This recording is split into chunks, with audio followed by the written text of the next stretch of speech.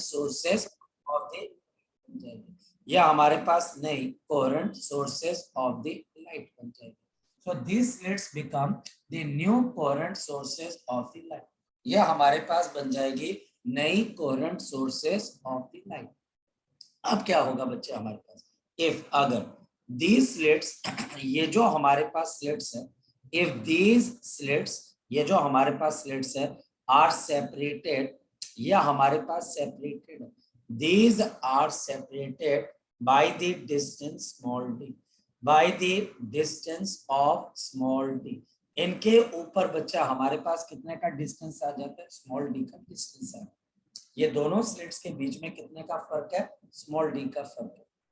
And और बच्चा हमारे पास द लाइट वेव्स, और जो लाइट वेव्स है from these two slits, light waves from these two slits, these two slits, these two slits, और light wave जो इन दोनों स्लिट्स में से निकल रही है बच्चे आपके पास, falls on the screen, fall on the screen, और ये एक ऐसी स्क्रीन पे जाकर गिरती है बच्चे हमारे पास लोकेटेड, जो कि आपके पास लोकेटेड है बच्चे at distance capital D, eight the distance capital D from these two slits, from these two slits, from these two slits, हमारे पास ये इन दोनों स्लिट्स में से कितने डिस्टेंस पे है बच्चे आपके पास, डी डिस्टेंस पे।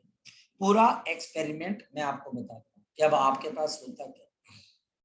मेरे पास यहाँ पर इस तरीके से आपके पास दो स्लिट्स हैं, ये आपके पास दो स्लिट्स हैं, ये हमारे पास दो स्लिट्स हैं बच्चे। इन दोनों स्लिट्स के बीच का डिस्टेंस, ये स्लिट S1 और ये स्लिट आपके पास S2। तो एक स्लिट मेरे पास यहाँ पर क्या आ गई S1, ये हमारे पास S1 है, और ये आपके पास स्लिट S2। इसके ठीक पीछे हमारे पास एक सोर्स है विच इज सोर्स S। ये सोर्स बच्चा हमारे पास लाइट का आपके पास S होता क्या है, हमारे पास इस सोर्स में से लाइट कहां पर जा रही है, S1 पे। हमारे पास इस सोर्स में से लाइट कहां पर जा रही है बच्चे आपके पास, S2 में से। इन दोनों स्लिट्स के बीच का डिस्टेंस कितने के बराबर है, गैप कितने के बराबर है, तो आंसर है इन दोनों स्लिट्स के बीच का डिस्टेंस है T के बराबर। इन दोनों स्लिट्स के बीच का डिस्टेंस मेरे पास किसके बराबर है, D के बराबर। और हमारे पास इन दोनों स्लिट्स में से जो लाइट है वो जाकर आपके पास गिरती है एक स्क्रीन के ऊपर। कौन सी स्क्रीन पे, जो कि हमारे पास यहाँ से कैपिटल डी डिस्टेंस दूर है। ये जो हमारे पास स्क्रीन है, यह हमारे पास यहाँ से कितने डिस्टेंस पे बच्चे, आपके पास कैपिटल डी डिस्टेंस दूर है। तो ये हमारे पास इससे कैपिटल डी डिस्टेंस दूर है। ये स्क्रीन हमारे पास यहाँ पर इससे कैपिटल डी डिस्टेंस की दूरी पे, कैपिटल डी डिस्टेंस की दूरी पे जो स्क्रीन है बच्चा हमारे पास, उसका सेंटर हमारे पास O है। नाउ दिस इज O, ये हमारे पास सेंटर ऑफ द स्क्रीन है। This is the centre of the screen, ये हमारे पास यहाँ पर क्या बन गया बच्चे, आपके पास centre of the screen. This becomes centre of the screen. अब ध्यान से समझना, हमारे पास यहाँ पर कोई एक P पॉइंट है, फोकस करना बच्चे, फोकस करना। हमारे पास ये P पॉइंट है, इस P पॉइंट का एंगल इन दोनों स्लिट्स के बीच का जो गैप है उनके बीच से बच्चा हमारे पास एंगल थीटा के बराबर है। हमारे पास यहाँ से आपके पास इसका आपके लिए एंगल कितने के बराबर है, तो ये एंगल हमारे पास कितने के बराबर है, थीटा एंगल के बराबर है। ये एंगल आपके पास किसके बराबर है, थीटा के बराबर है। ये एंगल मेरे पास किसके बराबर आ गया बच्चे, थीटा के बराबर, P पॉइंट का। ये दोनों स्लिट्स का ठीक मिड पॉइंट है, ये हमारे पास दोनों स्लिट्स का ठीक मिड पॉइंट है, और हमारे पास P पॉइंट एक ऑब्जर्वेशन पॉइंट। अब इस स्क्रीन पे आपके पास दोनों से लाइट वेव पहुंच रही है। हमारे पास इस स्क्रीन पे आपके पास पहले सोर्स में से भी लाइट पहुंच रही है, तो हमारे पास यहाँ से लाइट आपके पास यहाँ पर पहुंच रही, और लाइट बच्चा हमारे पास नीचे से भी ऊपर की तरफ को पहुंच गई, ये भी लाइट यहाँ पर पहुंच गई। ये दोनों लाइट्स बच्चे हमारे पास यहाँ पर पहुंच गई, तो आपके पास एक लाइट वेव आपके पास ऐसे पहुंच गई, ये लाइट वेव है बच्चे, ये हमारे पास लाइट वेव है जो आपके पास पी पॉइंट के ऊपर पहुंच रही है, और दूसरी लाइट वेव नीचे से चलकर बच्चे आपके पास कहां पर पहुंच रही है, पी पॉइंट पर, और दूसरी लाइट वेव भी हमारे पास क्या कर रही है बच्चे, आपके पास ये भी आपके पास पी पॉइंट के ऊपर पहुंच रही है। हमारे पास S1 से भी लाइट आ रही है और हमारे पास यहाँ पर S2 से भी लाइट आ रही है, और ये दोनों लाइट कहाँ पर पहुंच रही है बच्चे हमारे पास, बोलो शाबाश, ये हमारे पास पहुंच रही है पी पॉइंट पर। क्या इन दोनों लाइट्स ने सेम डिस्टेंस ट्रेवल किया? क्या S1P और S2P बराबर है कि डिफरेंट है? तो आंसर है सर ये तो डिफरेंट है, S2P is greater than S1P। तो हमारे पास यहाँ पर हम यही चीज समझाते हैं बच्चे, यहाँ पर आप इस बात को समझिए, हियर द लाइट वेव्स, यहाँ पर जो बच्चे आपके पास लाइट वेव्स है reaching at the point P, reaching at point P, reaching at the point P, जो कि बच्चा हमारे पास पी पॉइंट पर पहुंच रहे। Here the light waves reaching at the point P, reaching at the point P has a path difference। आपके पास यहाँ पर इसका एक पाथ डिफरेंस है, इन दोनों के बीच में आपके पास पाथ का डिफरेंस है बच्चे। यहाँ पर ध्यान से समझो, हमारे पास ऊपर वाली लाइट वेव और नीचे वाली लाइट वेव ने सेम डिस्टेंस को ट्रेवल नहीं किया, हमारे पास इन दोनों के बीच में ये पाथ डिफरेंस है। मैं फिर से आपको दिखा देता हूं बच्चे, ध्यान से समझो, हमारे पास इन दोनों के बीच में क्या पाथ डिफरेंस है, जरा ध्यान से देखना, हमारे पास ये इन दोनों वेव्स के बीच का पाथ डिफरेंस है, ये देखिए। अगर मैं यहां पर लिखता हूं m, ये देखिए बच्चे मैं लिख देता हूं m, तो एक बात है S1P और MP ये दोनों डिस्टेंस सेम है, लेकिन बच्चे हमारे पास S2P और S1P ये दोनों तो सेम नहीं, एक्स्ट्रा चल गया ना बच्चे हमारे पास, ये दिख रहा होगा, ये आपको नजर आ रहा होगा, ये भाई साहब बिल्कुल एक ट्राइंगल की तरह नजर आ रहा है, मेरी बात को समझ पा रहे हो आपको, ये चीज बच्चे ट्राइंगल, ये देखिए ये बिल्कुल बच्चे आपको ट्राइंगल की नजर आ रहा है, आपके पास S1P और आपके पास MP ये दोनों सेम है, तो जो एक्स्ट्रा डिस्टेंस है वो हमारे पास पाथ डिफरेंस है। द पॉइंट P, जो आपका पॉइंट P है बच्चे आपके पास, the point P is located, जो पॉइंट P है बच्चे वो कहां पर लोकेटेड है, at the distance y, at the distance y from the center of the screen, at the distance y from the center of the screen, from the center of the screen।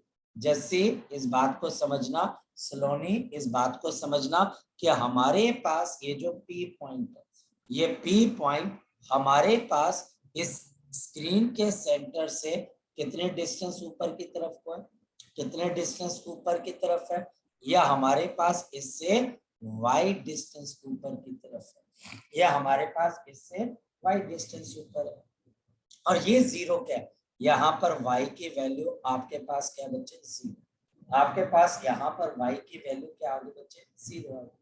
अब बच्चे हमारे पास आ गया path difference, यहाँ पर देखना बच्चे path difference, यहाँ पर मेरे पास पाथ डिफरेंस किसके बराबर होगा, जरा चेक करें बच्चे, तो हमारे पास यहाँ पर पाथ डिफरेंस किसके बराबर होगा, जरा चेक करें, तो हमारे पास पाथ डिफरेंस डेल्टा x। अब ध्यान से समझिए, ये एंगल थीटा, तो ये 90 माइनस थीटा, तो ये एंगल आपके पास आ जाएगा थीटा, तो ध्यान से देखना, इसको थोड़ा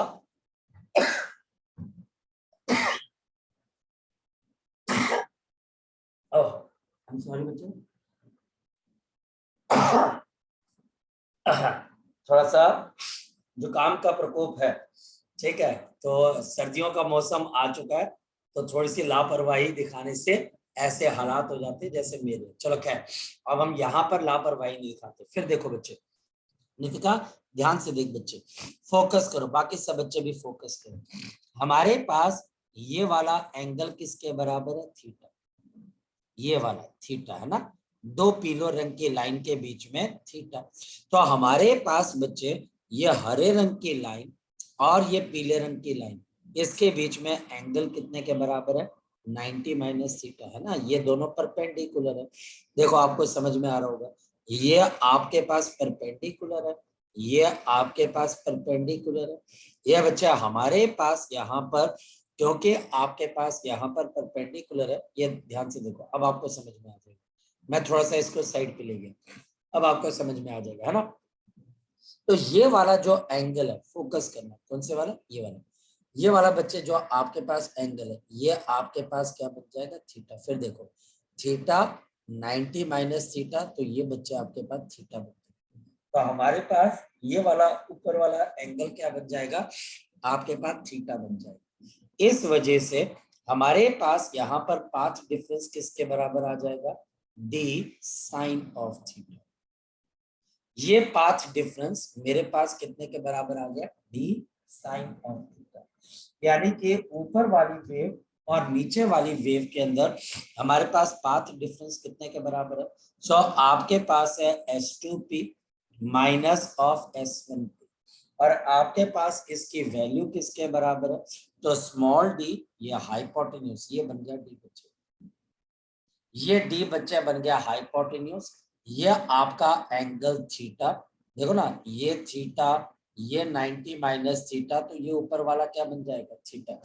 तो डी आपके पास साइन थीटा आपके लिए क्या बन गया बच्चे, path difference.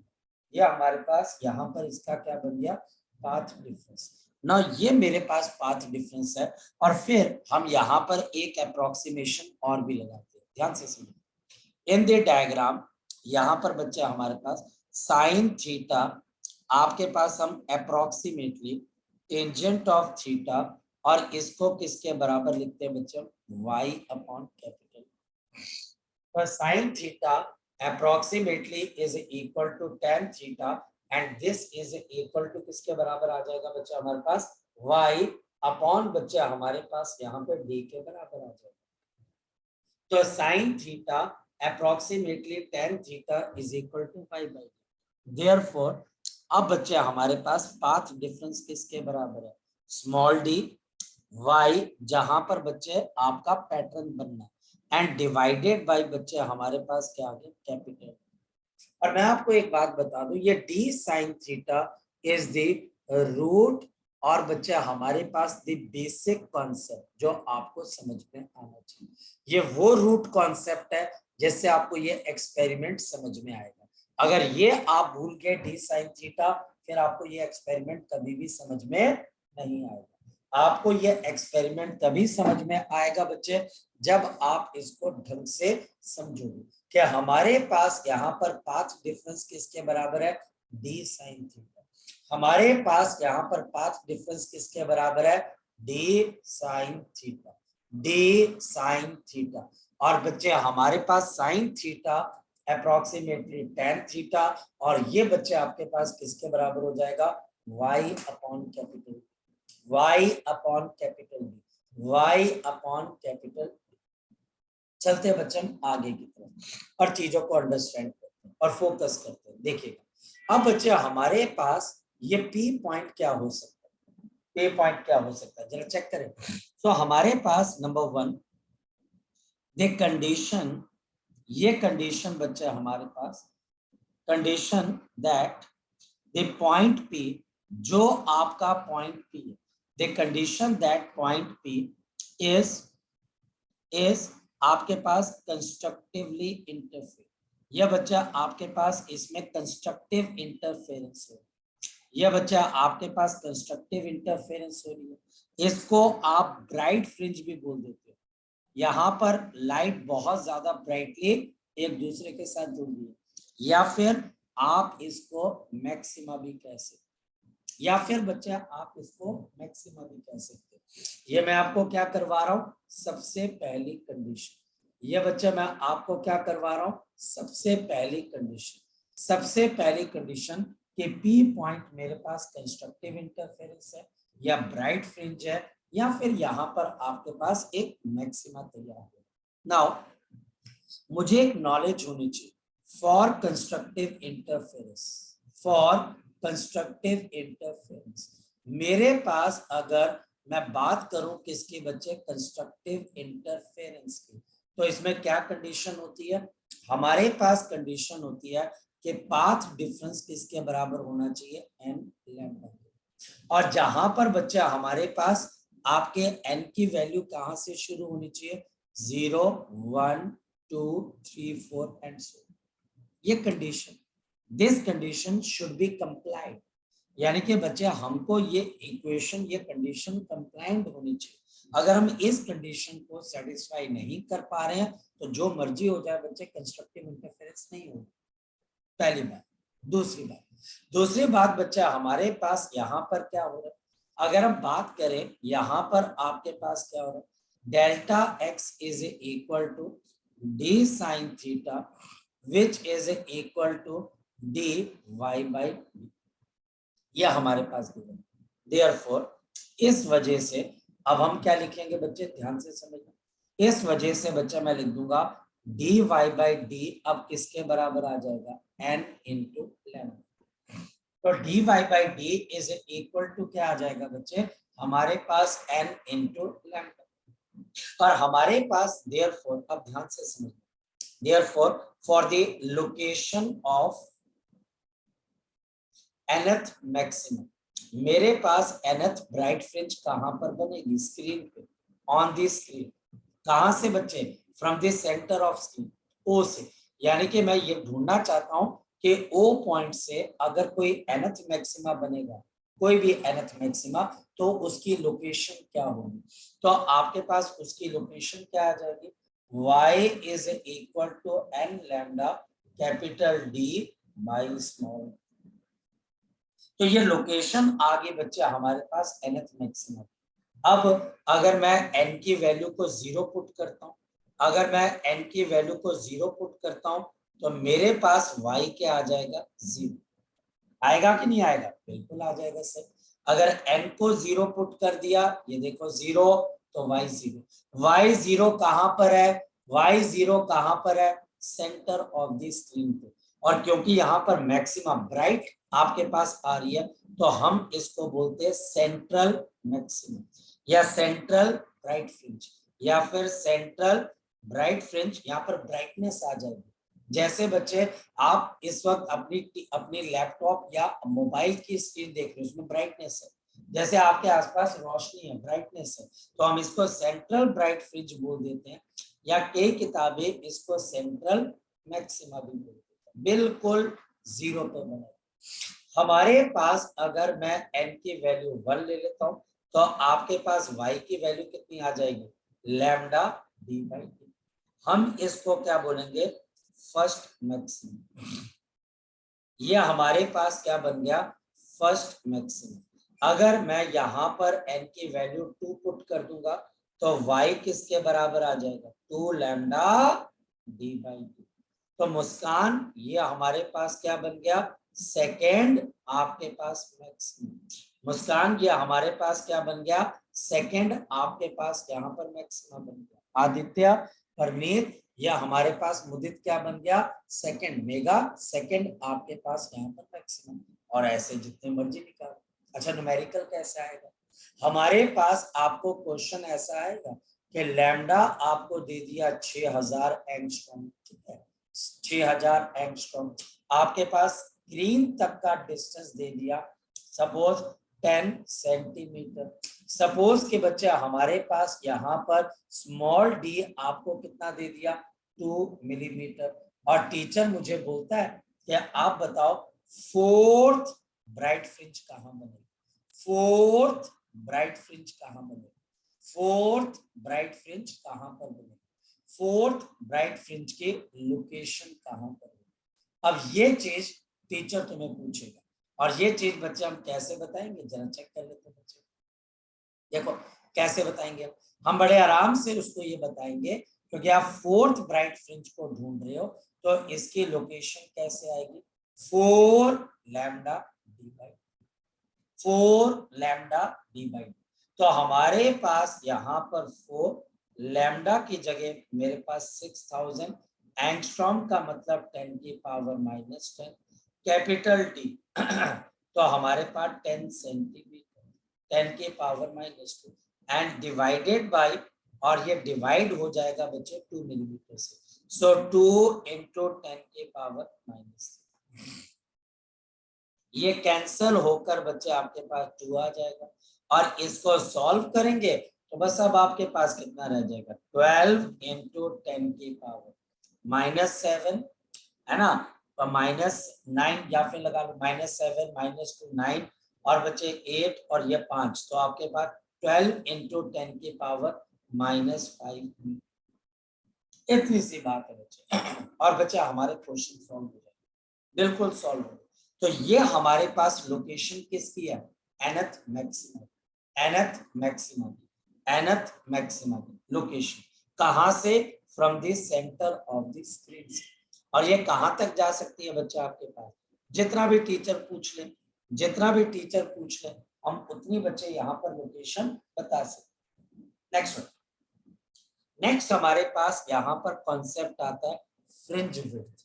So fringe width, fringe width, fringe width is the fringe width is the fringe width बच्चा हमारे पास क्या बन जाती है, it is the distance or gap, the distance or the gap between two consecutive, two आपके पास consecutive, two consecutive bright fringes, दो bright fringes के बीच की दूरी को आप क्या बोल देते हो, दो ब्राइट फ्रिंजेस की दूरी को आप क्या बोल देते हो, फ्रिंज, लेकिन ये आसपास के होनी चाहिए। तो हमारे पास यहाँ पर आप इसको बीटा से डिनोट करते हैं, and this will be equal to, and this will be equal to lambda D upon D minus of 0। आप कोई भी दो ले लो, मैंने आसान वाले लिए, तो lambda D by D, lambda D by lambda D by lambda D by, तो इसके न्यूमेरिकल अगेन बहुत इजी है, हो जाएंगे, हाँ बिल्कुल होंगे, क्या दिक्कत है इसके अंदर से, सिर्फ मुझे लैम्डा पता होना चाहिए कैपिटल डी, और आपको क्या पता होना चाहिए, स्मॉल डी। अगर ये तीन चीजें मुझे पता है तो मैं फ्रिंज विड्थ को बड़े आराम से कैलकुलेट कर सकता हूँ, मैं फ्रिंज विड्थ को बड़े आराम से कैलकुलेट कर सकता हूँ। चलते हम आगे की तरफ और नेक्स्ट चीज समझते हैं। तो मेरे पास यहाँ पर आपके लिए क्या आ गई, fringe width, which is the distance or the gap between two consecutive bright fringes, two consecutive bright fringes, यानी दो consecutive bright fringes के बीच की या आपके पास गैप है या फिर दूरी। हमारे पास दो इंपॉर्टेंट पॉइंट, पहला आपके पास beta is directly proportional to lambda, beta is directly proportional to lambda, ये बात ध्यान रखना बच्चे, beta is directly proportional to the lambda. इसका मतलब क्या हो गया, beta of the red color is greater than beta of the blue color. So beta of the red color is greater than beta of, बच्चे आपके पास क्या आ जाएगा, blue color, क्योंकि लैम्डा पे डिपेंड है। और दूसरा हमारे पास बीटा ऑफ द मीडियम, अगर बच्चे आप मीडियम को देखते हो तो आप बीटा ऑफ मीडियम आपके पास किसके बराबर आ जाएगा, याद रखना बच्चे, beta of the air divided by mu, divided by mu. So beta of the medium is equal to beta of the air divided by mu, divided by mu. So beta of the medium is equal to beta of the air divided by mu, divided by mu.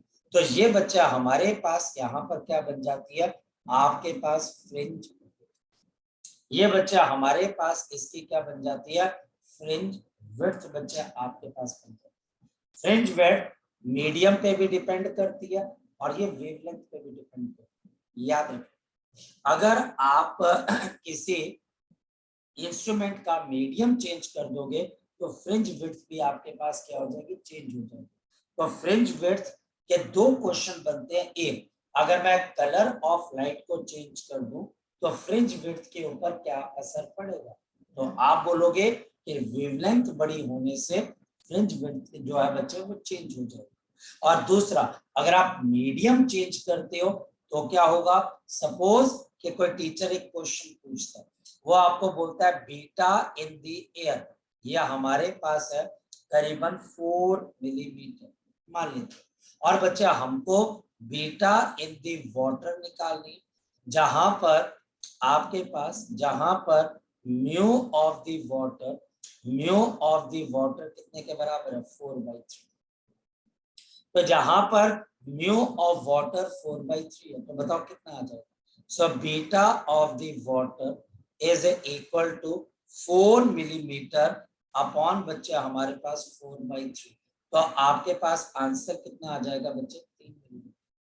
हमारे पास इसका answer कितने के बराबर आ जाएगा 3 millimetre के आसपास आ जाएगा। तो हमारे पास इसका आंसर 3 मिलीमीटर के आसपास आ जाएगा। इसका आंसर बच्चे हमारे पास 3 मिलीमीटर के आसपास आ जाएगा। तो ये बात बच्चे आपने दिमाग में रखी कि आपके पास वेवलेंथ के साथ साथ ये मीडियम पे भी डिपेंड करता है। ये कहानी थी बच्चे हमारे पास जब आपके पास पी पॉइंट या बाकी सारे पॉइंट्स के ऊपर क्या बनेगा, कहां कहां पर आपको ब्राइट स्पॉट नजर आएंगे, कहां कहां नजर आएंगे, lambda D by D, 2 lambda D by D, 3 lambda D by D, 4 lambda D by D. और इनके बीच का जो गैप है वो फिक्स है, यानी कि इनके बीच में गैप है, ये इकट्ठे नहीं मिलते हैं, ये गैप के बाद मिलते हैं। और वो गैप बच्चे आपके पास कितना है लैम्डा डी बाई। एक खास बात और भी बच्चे यहाँ पर बच्चों के दिमाग में ये बात आपके पास आ जाती है, ये बहुत इंपॉर्टेंट बात है बच्चे, इसको हमेशा बच्चे आपने याद रखना है। और वो ये बच्चे हमारे पास इस बात को हमेशा याद रखिएगा बच्चे हमारे पास कि अगर मैं आपको बोलूं intensity, the intensity of the central maximum, of the central maxima and other maxima, and आपके पास other maximas and other maxima, और बाकी के जो मैक्सिमा की है बच्चे is always same, ये हमेशा आपके पास क्या रहती है सेम रहती है। यानी कि आप ये नहीं कह सकते कि सेंट्रल मैक्सिमा सबसे ज्यादा ब्राइट है, नहीं, आपके पास सेंट्रल मैक्सिमा और बच्चे आपके पास जो बाकी के मैक्सिमास है ये एक जैसे नजर आते हैं, आपको इनमें कोई फर्क नजर नहीं, ये एक जैसे आपको ब्राइट नजर आते हैं, एक जैसे। अगर आप सेंट्रल मैक्सिमा को ढक दो या सबकी फोटोग्राफ लगा दो तो आप बता ही नहीं पाओगे कि इसमें से सेंट्रल मैक्सिमा कौन है, और आप इसमें से बता नहीं पाओगे कि दूसरा मैक्सिमा कौन सा, कभी नहीं बता पाओगे। तो intensity of the central maxima and the other maxima is always same. You can't distinguish, you can't create a difference. आप उसमें किसी किस्म का कोई डिफरेंस नहीं क्रिएट कर सकते। और क्यों नहीं क्रिएट कर सकते, ये एक जैसी कंडीशन में डेवलप होते। चलते अब हम आगे मिनिमम। क्या हो अगर यही पे पॉइंट मिनिमा का हो जाए, यहां पर क्या हो अगर मैं आपको बोलूं इफ, अगर बच्चे हमारे पास द पी पॉइंट, अब ये सेकंड है, इफ द पी पॉइंट, अगर पी पॉइंट है बच्चे हमारे पास is destructively interfere, this is a destructively interfere, यानी कि यहां पर डिस्ट्रक्टिव इंटरफेरेंस है। और बच्चे हमारे पास यहाँ पे डार्क फ्रिंज आ रही है, यानी कि डार्कनेस आ रही है बच्चे हमारे पास, और या फिर हम बोलते हैं कि यहाँ पर आपके पास मिनिमा आ रही है, आपके पास मिनिमा आ रही है। क्या हो अगर पी पॉइंट बच्चे हमारे पास या तो डिस्ट्रक्टिव इंटरफेरेंस का हो, या फिर बच्चे हमारे पास डार्क फ्रिंजेस का हो, या मिनिमा, तो क्या होगा हमारे पास डिस्ट्रक्टिव इंटरफेरेंस के लिए जो पाथ डिफरेंस है यह हमेशा आपके पास कितने के बराबर होना चाहिए, n-12 इंटू लैम्डा। आपके पास डेल्टा x किसके बराबर हो जाएगा, n-12 into lambda. So delta x is equal to किसके बराबर है, n-12 into lambda. So delta x किसके बराबर है, n-12 इंटू आपके पास क्या हो गया लैम्डा। जहां पर बच्चे हमारे पास n की वैल्यू कहां से शुरू होगी, 0 से, 1 से, 2 से, 3 से, सॉरी 1 से, 0 नहीं होगा इसमें से, 0 क्योंकि फिर नेगेटिव में चला जाएगा ना, तो गलत है। तो 1 से, 2 से, 3 से, 4 से एंड सो ऑन, ये बच्चे हमारे पास होना चाहिए, ऐसा हमें पहले से पता है। और यहाँ पर आपके पास पाथ डिफरेंस किसके बराबर है? हमारे पास यहाँ पर पाथ डिफरेंस है small D y upon capital D, and this is n minus half into आपके पास लैम्डा, या फिर मेरे पास यहाँ पर लोकेशन किसके बराबर आ जाएगी? n minus half into lambda capital D by small D. तो n minus half into lambda capital D divided by बच्चे हमारे पास क्या आ जाएगा? स्मॉल। तो n minus half into lambda D divided by आपके पास क्या आ जाएगा? स्मॉल। ये बच्चे हमारे पास इसका क्या आ जाएगा? आपके पास लोकेशन आ जाएगी। तो हम बता सकते हैं 1 डाल के, तो हमारे पास location of the minimus, location of the minimus at आपके पास स्क्रीन के ऊपर बच्चे लोकेशन ऑफ मिनिमा कैसे आए? तो 1। तो आपके पास यहाँ पर पहली चीज आ जाएगी लैम्डा डी अपॉन 2d। ये बच्चे आपके पास n इज इक्वल टू 1, ये n इज इक्वल टू 1। फिर बच्चे हमारे पास n इज इक्वल टू, तो हमारे पास 2, तो आपके पास lambda D upon 3 divided by 2d। फिर बच्चा हमारे पास n इज इक्वल टू 3, और बच्चा हमारे पास ये कितना आ जाएगा? 5 लैम्डा डी अपॉन 2। तो ये बच्चा हमारे पास क्या आ गया? First minimum. This is first minimum. ये बच्चा हमारे पास क्या आ जाएगा? Second minimum. This is second minimum. और ये आपके पास क्या बन गया? Third minimum. और ये बच्चा आपके पास क्या बन गया? Third minimum. So this is the location of the minima at the screen।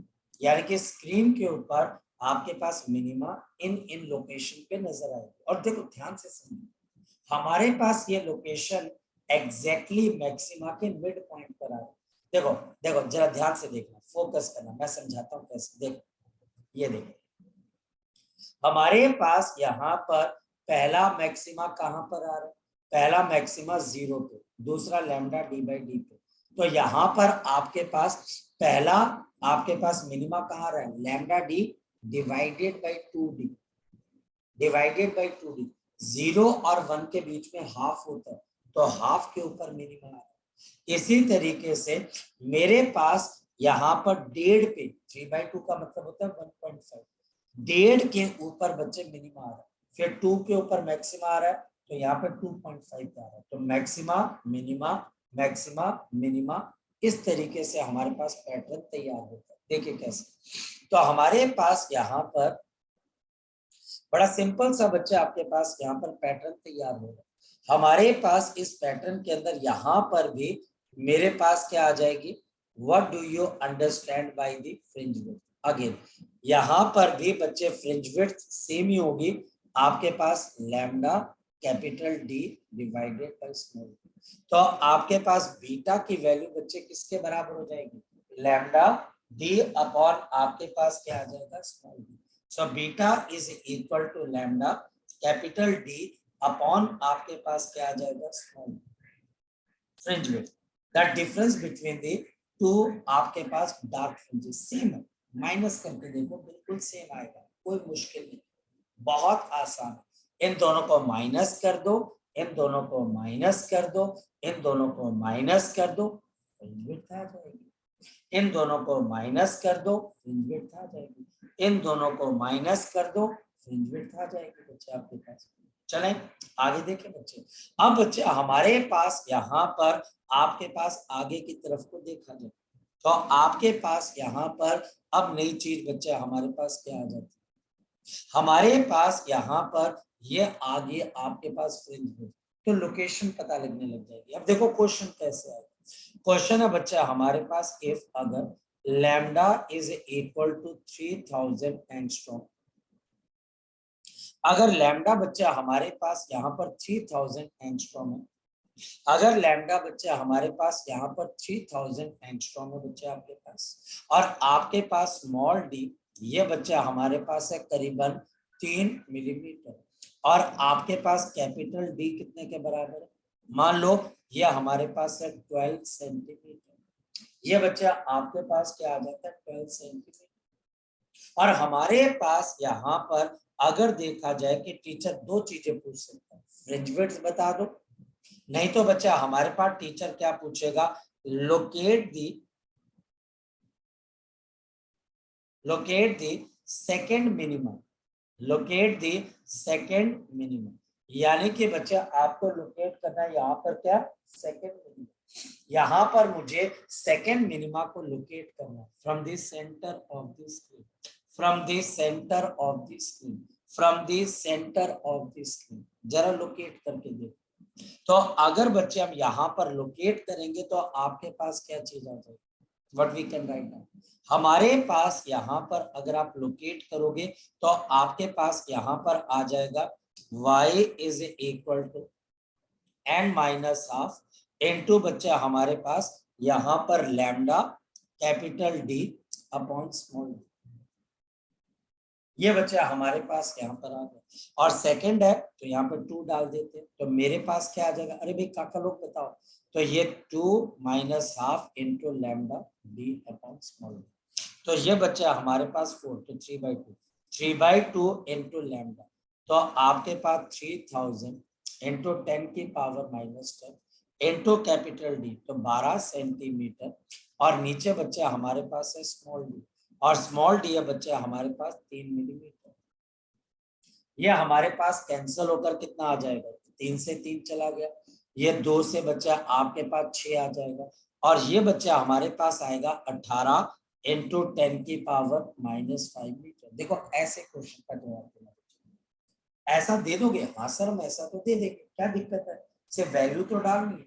Maxima के फॉर्मूले में n की वैल्यू, मिनिमा के वैल्यू में n की वैल्यू हमने डालनी है, हमारे पास आ जाएगा। फ्रिंज विड्थ पूछेगा तो हम जवाब दे देंगे, तो हमको कोई दिक्कत नहीं होगी इसके अंदर से, है ना, कोई दिक्कत नहीं। चलो ठीक है, आगे चलते हैं बेटा। अब आगे बच्चे हम चले तो हमारे पास नई चीज क्या निकल कर आती है, ये तो बात हुई खत्म। अब देखते हैं बच्चे के पैटर्न हमको नजर कैसा आता है, ध्यान से सुनिए। तो हमारे पास मैक्सिमा भी आ गया, मिनिमा भी आ गया, ये पैटर्न नजर कैसा आता होगा, तो ये देखो काका जी, ये मेरे पास एक स्लिट, और ये मेरे पास नीचे दूसरी स्लिट, और आपके पास यहाँ पर आपके लिए क्या आ गया, ये बच्चे आपके पास स्क्रीन है, और ये हमारे पास सेंटर ऑफ द स्क्रीन, ये बच्चा आपके पास सेंटर ऑफ द स्क्रीन है, और ये स्लिट है मेरे पास S1 और ये S2। अब हमारे पास देखिए पैटर्न कैसा नजर आता है, ये ऐसे, ये इसका मतलब है ब्राइट, इसका मतलब है डार्क, फिर बच्चा हमारे पास इसका मतलब है ब्राइट, और फिर बच्चे आपके पास डार्क, फिर बच्चा हमारे पास ये देखिए, ये आपके पास ब्राइट, जहां पर ये नीचे टच कर गया स्क्रीन को तो डार्क, और फिर बच्चा हमारे पास ऊपर जाएगा तो ब्राइट। तो हमारे पास यहाँ पर ये ब्राइट, इसको बच्चे हम कौन सी मैक्सिमा बोलते हैं, central maxima, this is central maxima. ये हमारे पास क्या आ गया बच्चे, फर्स्ट मिनिमम, ये हमारे पास क्या आ गया काका, फर्स्ट मिनिमम। फिर बच्चा हमारे पास ये क्या आ गया, आपके पास फर्स्ट मैक्सिमम, ये फर्स्ट मैक्सिमम, मेरी बात को ध्यान से समझना। फिर हमारे पास क्या आ गया, सेकंड मिनिमम, मतलब ये ऐसे चलता जाए, सेकंड मिनिमम, मेरी बात को ध्यान से समझना। ये डिस्टेंस इन दोनों स्लिट्स के बीच का कितना बच्चा हमारे पास, स्मॉल डी, और स्क्रीन और बच्चे इन फ्रिंजेस के बीच का डिस्टेंस कितना है बच्चे, सॉरी स्लिट और स्क्रीन के बीच का डिस्टेंस कितना है, कैपिटल डी। देन हमारे पास यहाँ पर आ गया फर्स्ट, आपके पास यहाँ पर मिनिमम, और बच्चा हमारे पास यहाँ पर आपके पास क्या आ गया, then we have first maximum, first आपके पास यहाँ पर मैक्सिमम डिस्टेंस, ये हमारे पास यहाँ पर 0, ये बच्चे आपके पास 0, this is lambda d upon 2d, और फिर बच्चा हमारे पास है ये लैम्डा d अपॉन d, फिर बच्चा हमारे पास यहाँ पर है lambda d, 3 lambda d upon 2d। यहाँ पर बच्चा हमारे पास क्या चीज आ गई, ये 0 है, तो लैम्डा डी अपॉन माइनस आपके पास क्या आ गया 2d एंड बच्चे हमारे पास यहाँ पर minus lambda D upon minus lambda D upon D. तो ये सारी चीजें बच्चे हमारे पास यहाँ पर प्रेजेंट। अब देखो ये कितनी अच्छी चीज है, लेकिन क्या पैटर्न ऐसा नजर आता है? नहीं, ये हमारे पास एक सिंबॉलिकल चीज, सिंबॉलिकल सिंबलिज्म। जैसे फॉर एग्जांपल हम अगर किसी की पूजा करते हैं तो सिंबॉलिकली हम उसकी मूर्ति बना लेते हैं, ये सिंबॉलिकल है ना। जैसे सिंबॉलिकल है बच्चा हमारे पास की बुराई का अंत तक हम रावण का पुतला जला देते हैं, सिंबॉलिकल। तो यहाँ पर बच्चे ये जो ऊपर नीचे मूव कर रहे हैं ये सिंबलिज्म। जहां पर आपके पास ऊपर उभरा हुआ पार्ट जो क्रेस्ट है बच्चे वो शो कर रहा है मैक्सिमम लाइट, और डिप्रेस्ड पार्ट जो कि बच्चा आपके पास अंदर जा रहा है वो बच्चा आपके पास क्या शो कर रहा है, वो शो कर रहा है बच्चे मिनिमम यानी कि डार्कनेस। तो उभरा हुआ पार्ट ब्राइटनेस शो कर रहा है और दबा हुआ पार्ट डार्कनेस शो कर रहा है। और हमको एक एक करके maxima minima maxima minima maxima minima मिलने स्टार्ट हो जाएंगे।